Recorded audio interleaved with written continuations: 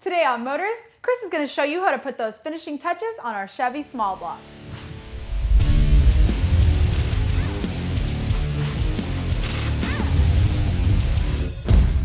Presented by AMP Research. Hey, welcome to the final episode of our Chevy small block engine rebuild series. We've shown you how to tear one apart, the process of machining a block, how to rebuild the bottom end with parts from Molly Motorsports, as well as the top end. Now it's time to finish it off. Now the good thing about the Chevy small block is it's been around for so long, there's a ton of aftermarket accessories available in different styles and finishes. Now we're going with parts from trans-dapt, Holley, and performanceparts.com. So let's take a closer look at what we're installing today. Now trans-dapt hooked us up with their extra capacity oil pan, an alternator bracket, dipstick, water neck, crank pulley, timing chain cover with the pointer, and their polished aluminum air cleaner. Now Holley hooked us up with their Demon Performance carburetor. This is their 650 double pumper, along with their classic MT aluminum valve covers. And performanceparts.com hooked us up with an HEI distributor, spark plug wires, a distributor clamp, polished aluminum water pump, harmonic balancer and bolt kit, a high torque mini starter, oil pan bolts, chrome high amp alternator, chrome breather and fuel pump push rod, valve cover studs and nuts, 180-degree thermostat, carburetor stud kit, flex plate and flex plate bolts, some wire looms, and some wire clamps. Well, now that we've got everything that we need from trans-dapt, Holley, and of course performanceparts.com, let's get started. Now to finish up the rebuild of your Chevy small block engine, you're going to need some specialty tools. I've got this harmonic balancer installer over here, as well as a bearing race and seal driver set. We're going to use this number 7 plate for our Chevy small block. So in addition to these specialty tools, you can also use your common hand tools like what Olivia's got over here. That's right, Chris. Today we have a couple of hex drivers, thread sealant, RTV, a flat blade screwdriver, inch-pound torque wrench, dead blow hammer, gloves and safety glasses, various ratchets, extensions and sockets, some common open and box wrenches, a large pry bar, and for installing that harmonic balancer, you're going to need some air tools. Unless you're Superman or something. Oh, or Wonder Woman.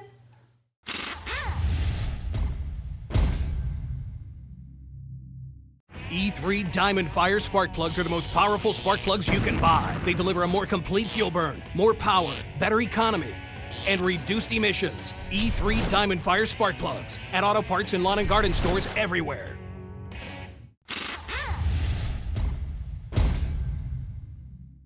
The first thing that we're going to install is our chrome timing chain cover from trans-dapt. Before we bolt that onto our small block, we've got to install this seal for our harmonic balancer. So we've got a 2x4 for some support, and we're going to take some RTV to create a nice seal on the inside, and then we're going to use our bearing race and seal driver to bang it on down. Now if you don't have one of these guys, you can use a 2x4. Just make sure that it's level when you pound it down.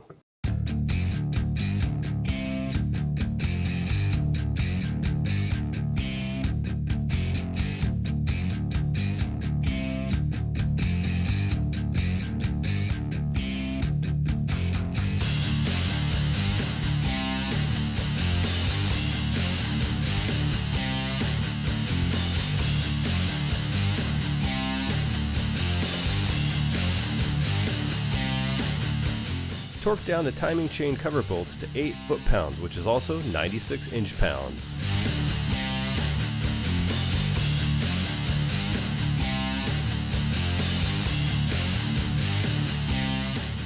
Put some motor oil on the machine surface on the back of the harmonic balancer and then slide it onto the crank.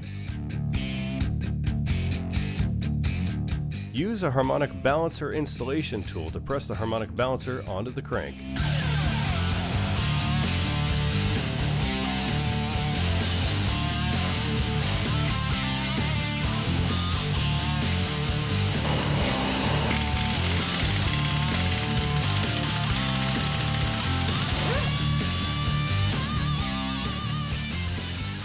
Well, now that we've got our harmonic balancer installed, we can adjust our valves. Now what we did is we put 3 bolts at the end of our harmonic balancer so that we can use a pry bar to turn the crank. The other option is to put on a pulley and then use a strap wrench. We're going to start by adjusting all 8 of our intake valves, and then we're going to move on to our other 8 exhaust valves. With the push rod up on the cylinder in the left column, adjust the corresponding valve in the right column. For example, with the number 1 cylinder intake valve fully open, adjust the number 6 intake valve. Turn the crank clockwise when facing the front of the motor until the number 1 intake push rod stops going up. Then adjust the number 6 intake. Tighten the rocker nut until you feel resistance while spinning the push rod. Then tighten the nut a half turn. With all of our valves adjusted, now we can install our aluminum valve covers. With the system that we've got, we have to put in these studs with a flat blade screwdriver, then put our gasket on, and of course our valve cover on top of that. Before you install your valve covers, make sure that your number 1 cylinder is at top dead center on the compression stroke. Tighten the nuts down 20 to 25 inch-pounds, and don't over tighten them because you can cause a leak.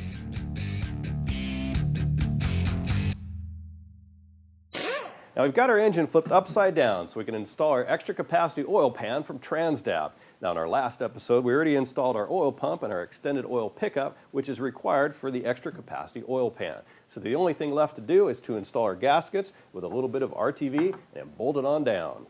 Put some RTV in the 4 spots where the rubber gasket meets the cork gasket.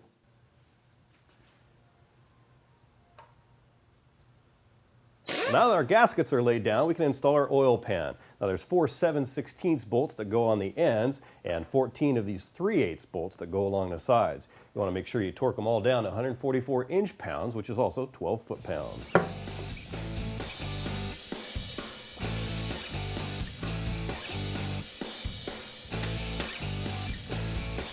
Now doesn't that just look incredible? Next we're going to flip the engine and move on to the front of our small block.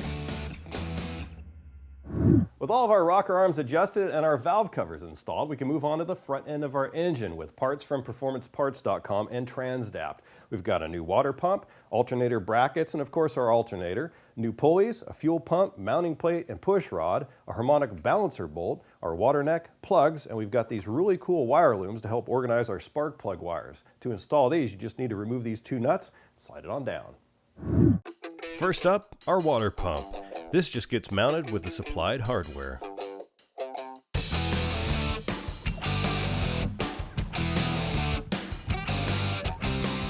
Torque the 4 water pump bolts down to 30 foot-pounds, then install the plugs with thread sealant.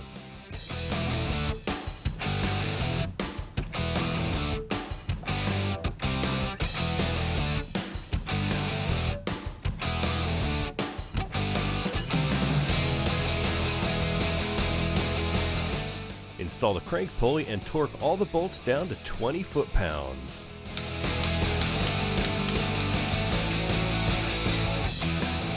Install the first piece of the alternator bracket using all the supplied hardware, followed by the thermostat, the gasket, and the water neck.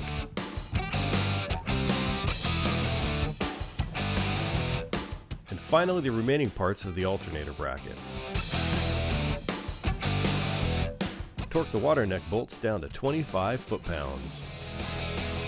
Install the water pump pulley next with the supplied hardware. Then the fuel pump push rod, the fuel pump mounting plate, and of course, the fuel pump itself. Torque the 9/16 bolts down to 35 foot-pounds and the 7/16 bolts down to 20 inch-pounds. And to finish off the front end, install the alternator. And now we can move on to the top end of our small block. We're going to install our distributor and plug wires, thanks to PerformanceParts.com, our Holley carburetor, which is going to require this spacer, and our air cleaner from trans-dapt. Now before you install the distributor, you want to align the slot in the oil pump drive with the number 5 intake valve push rod.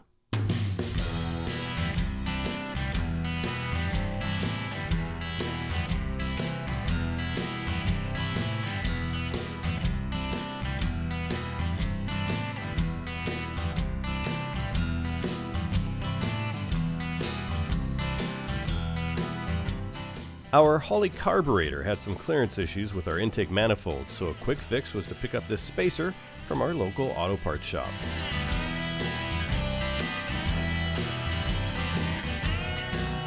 Torque the carburetor bolts down to 15 foot-pounds.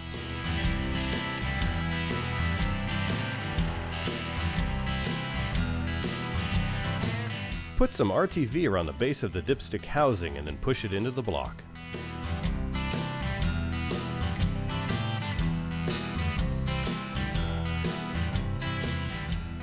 Snug down your spark plugs, then install your spark plug wires. 1/16 of a turn is all you need after hand tightening them. Then hook up the other ends to your distributor. There is a specific order in which the wires get connected. For our small block Chevy, the order is 1, 8, 4, 3, 6, 5, 7, 2. Install your oil filter adapter using the original 2 bolts and torque them down 12 to 14 foot-pounds. Coat the oil filter gasket with a light layer of oil before installing.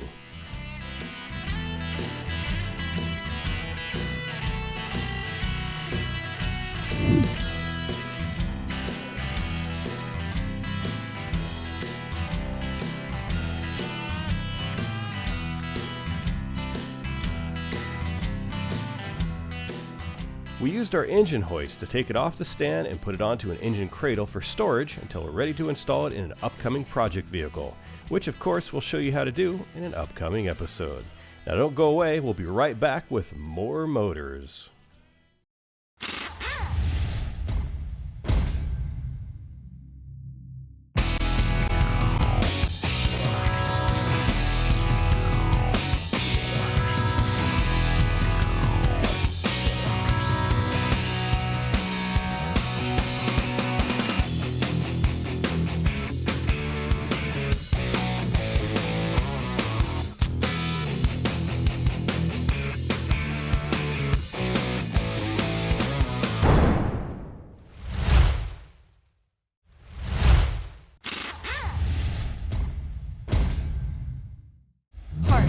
Brought to you by Craftsman at Sears.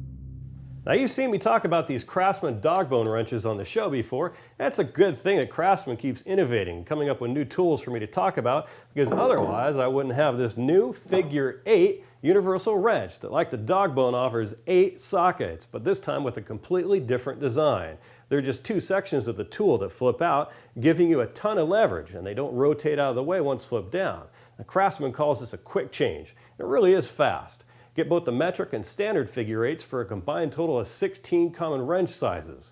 Available in inch sizes ranging from 1/4 of an inch up to 3/4 of an inch, and metric sizes from 8 to 18 millimeters. And like their other universal wrench and socket designs, the figure 8 lets you work with many different fastener types, including spline, square, external torques, partially rounded hex fasteners, and of course your more common 6 and 12-point bolt heads for a total of 46 different fasteners. This thing is also built like a tank. It weighs in at 1.5 pounds and comes with that incredible lifetime warranty from Craftsman. Now you'll find a link to it at the parts page at our website. You can go to Sears.com or of course go to any Sears store to check it out.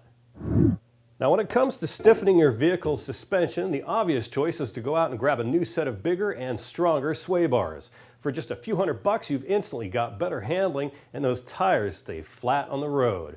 But recently, a company named Stifler's Automotive introduced another way to do it. They call it their chassis stiffening system. It includes traction bars, plus integrates front and rear subframes and ties them into the rocker panel, forming a triangulated web of strength and stiffness. The end result of this is that your car will keep its shape, improving handling, giving you straighter launches, and a whole lot more. There's also some other added benefits too, such as increased side impact safety and a reduction of interior rattling, extending the life of your vehicle. You don't have to cut up your floors or interior or relocate any lines, and your ground clearance remains the same. Their Ford Lightning kit right here is a bolt-on application, but others may differ, so be sure to check out their website. Made right here in the USA, they're available for Mustangs 93 on up, Chevy Camaros 82 on up, as well as the Harley-Davidson and F-150 Lightnings. Now for more information, hit up the parts page at our website. If you've recently invested a trunkload of cash in your car audio system, or you're just trying to shut off some of that annoying road noise, I've got the easy low-cost solution for you. It's called HushMat, and not only is it great for sound deadening your vehicle, but also has other benefits too, such as thermal insulation to keep your vehicle cool during those hot summer days, vibration dampening, and a whole lot more. You can put it on horizontal, vertical, and curved surfaces, and it's easy to cut and install. There's no tools required but a razor knife, and you don't even have to clean the surface since the stuff sticks to just about anything. Their sound deadening material, called HushMat Ultra, comes in 1/8 inch thickness in various sizes. The silencer Megabond is a sound-absorbing foam that is the perfect material for reducing high-frequency noises that distort your mobile entertainment system, as well as the interior from a variety of outside noises. They have several other products too. Now for a link for their website, check out our website and click on that big old parts button. Now we just finished showing you how to rebuild a Chevy small block engine, and in the second episode of this rebuild series we took our block to a machine shop to get it all cleaned up. Well, if all you need to do is just freshen up your motor a little or install new rings and you don't have any major block damage, you can actually do many of the same things we did at the machine shop in your shop. Now, Brush Research is a company that makes it all possible with their Flex Hone tool. Since 1972, the Flex Hone tool easily solves your deburring and surface finishing problems. The tool comes in a variety of abrasive types, grits, and sizes, and is available in standard and heavy duty. Flex Hones provide a superior finish condition for all the surfaces of your engine block, heads, brake rotors, piston pin bores, wheel cylinders, cam bearing bores, and a whole lot more. The surface of a typical engine cylinder has sharp ridges with torn and folded metal. Within seconds of using the Flex Hone tool to a new or rebuilt motor, it will deglaze the cylinder and leave its surface with 20 to 40% valleys for oil retention, allowing the piston rings to seat immediately. The cross-hatch surface gives the cylinder proper lubrication distribution, assuring a long, lasting surface. When you need a short, compact tool for finishing and deburring, try one of their standard small diameter Flex Hone tools. Their Flex Hone tool is available in a wide range of grits and abrasive types to provide an excellent surface finish on any material. We're using their 8mm BC series at 800 to 1000 RPM, 6 to 8 strokes per valve guide with a total honing time of 15 to 20 seconds per valve guide. You want to use a variable speed drill or a drill press, and be sure to check out your owner's manual to determine the speed range and adjust accordingly. Their Flex Hone tools require lubricant, so before you get to work, generously lubricate the tool with 1030 weight motor oil or use BRM's custom Flex Hone oil. Never use solvents. The cylinder hone can be used in a variety of applications, including deglazing, surface finishing, and deburring of any type or size of cylinder. For our cylinder, we are using a 4 1/8 inch GB series at 4 to 600 RPM, 12 to 15 strokes per cylinder with a total honing time of 25 to 35 seconds per cylinder. Stroke rate should be accelerated for the last few strokes to ensure a positive cross-hatch angle, and be sure not to overhone the cylinder. Once you're done flex honing, the next critical step is to thoroughly clean the cylinders. You should clean each cylinder using hot soapy water and use a soft cleaning brush to scrub the cylinder walls. Then dry the walls with a lint-free cloth and continue until the cloth remains clean. Once the cylinder is clean, use a fresh lint-free cloth coated with a light oil or mineral spirits. BRM's Flex Hone is a flexible cylinder honing tool used for surface finishing and cross-hole deburring. This unique honing tool has a wide variety of applications in the automotive, marine, aerospace, firearms, oil, gas, fluid power, and general industrial fields. The tool is available in diameters from 4 to 914 millimeter and in inch sizes from .157 to 36 inches. They also come in grain sizes from 20 to 800 grit in most abrasive types. BRM also offers a complete line of automotive brushes to handle the cleaning and finishing of all your automotive parts. Now, for more information, check out the parts page at our website or visit brushresearch.com.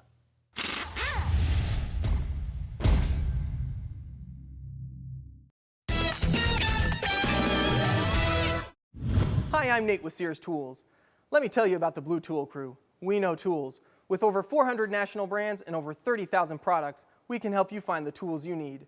Shop with us at your local store, online at sears.com/tools, or with the latest Sears Tools catalog. Check us out on Facebook, Twitter, or YouTube. And if you have any questions, give us a call at 877-4BLUE-CREW.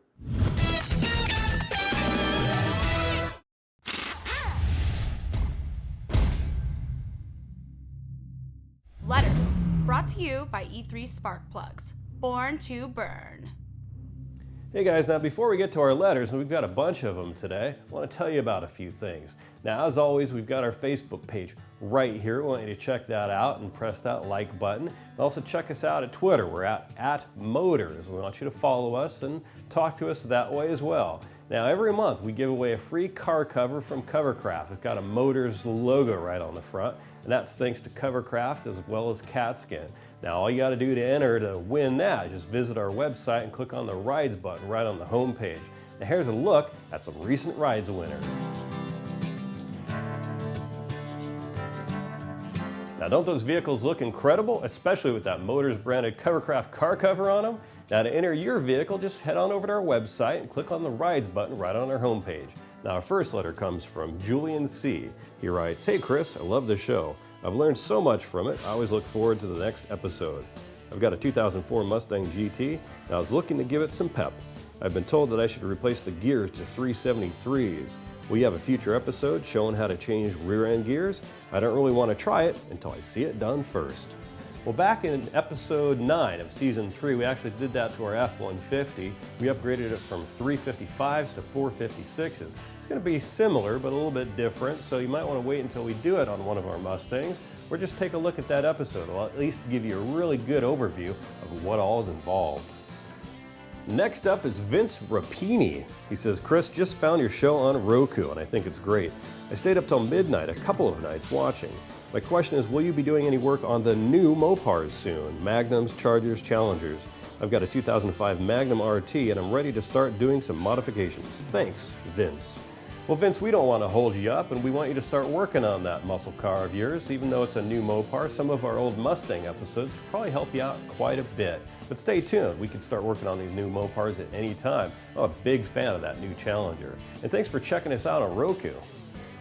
Now, Cesar writes in and says, "Hey, I was wondering when you're going to finish that Chevy 350. I'm anxious to see how it's going to come out.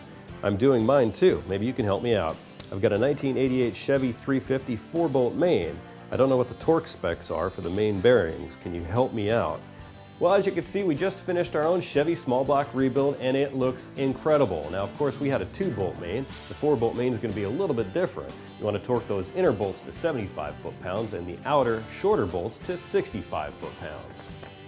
And finally, Gene Huffman writes in and says, "I've got a 2001 Ford Ranger with 93,000 miles on it. I've only had to replace a universal joint, a vacuum hose. I think my good luck with the truck is because of the good maintenance tip and advice from your show, and I've found replacement parts myself. I'm now fixing up my 2008 GT Mustang with things I found out by watching your show. Keep doing what you're doing." Well, Gene, that's what this is all about, and we love doing it. Now, thank you for your letter, and everybody else, you guys get free E3 spark plugs for your ride. Now, to find out if they're available for your vehicle or to learn more about their Diamond Fire technology, just head on over to e3sparkplugs.com. Well, you've seen us take our junkyard engine and give it a second life. All you've got left to do is install a flex plate, starter, headers, drop it into a vehicle, and hook everything up. Now, we do have this racing carburetor, so if you're planning on using your small block for street use, you're going to want to get something a little bit more mild. Now, we'd like to thank New Tech Engine Systems, Motorz Sports, Eagle Specialty Products, Dart, Trans-dapt, Holley, and PerformanceParts.com for hooking us up with all these great parts. And for more information on all these products and tools we used in this episode, just head on over to our website. We'll catch you next week on Motorz. All right, Okay, ready? we're good. Let's do it. this. You go first. All right, well, we're going to skip Chris's part today. I need some specialty tools and a dog barking. Get ready. We're going to do it. Motorz workout video. Oh, yeah, that's really working the gun. Push rod or her arms are bracket mounting plate. Let me do it over.